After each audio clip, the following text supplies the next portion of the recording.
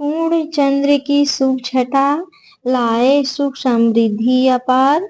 हनुमत जन्म से मिटे भक्तों के सब विकार। आप सभी को चैत्र पूर्णिमा की हार्दिक शुभकामनाएं। चैत्र पूर्णिमा का दिन आध्यात्मिक ऊर्जा और भक्ति की चरम सीमा का प्रतीक है। ये तिथि न केवल पूर्णिमा के शुभ योग से युक्त होती है, बल्कि चैत्र पूर्णिमा के शुभ अवसर पर ही भगवान शिव के रुद्रावतार पवन पुत्र हनुमान जी का दिव्य प्राकट्य भी हुआ था।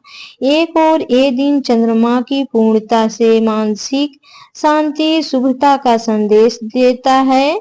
वहीं दूसरी ओर हनुमान जी के जन्मोत्सव के कारण ये शक्ति भक्ति और विजय का प्रतीक भी बनता है।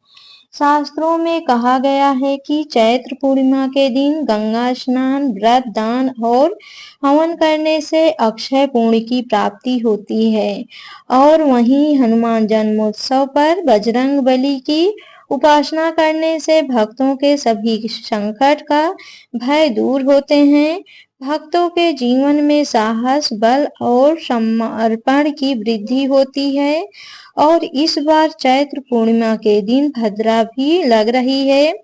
भद्रा काल कब से कब तक रहेगा, भद्रा का वास कहाँ रहेगा, तो आइए श्रोताओं जानते हैं कि इस पावन दिवस की पूजा विधि, शुभ मुहूर्त और इस दिन शेष उपायों के बारे में, जिससे इस दिन का आध्यात्मिक लाभ प्राप्त किया जा सके। पूर्णिमा तिथि प्रारंभ होगी 12 अप्रैल को देर रात 3:21 पर चैत्र पूर्णिमा की शुरुआत होगी। वहीं 13 अप्रैल को सुबह 5:51 पर चैत्र पूर्णिमा समाप्ति होगी। सनातन धर्म में उदया तिथि मान है, अतः 12 अप्रैल के दिन चैत्र पूर्णिमा मनाई जाएगी। चैत्र पूर्णिमा के अवसर पर कई मंगलकारी योग बन रहे हैं। इनमें दुर्लभ भद्रावास योग का संयोग शाम 4:35 तक है। इस दौरान भद्रा पाताल लोक में रहेगी। भद्रा के पाताल में रहने के दौरान पूजा पाठ करने से सुखों में वृद्धि होती है। इसके साथ ही हस्त और चित्रा नक्षत्र का संयोग है।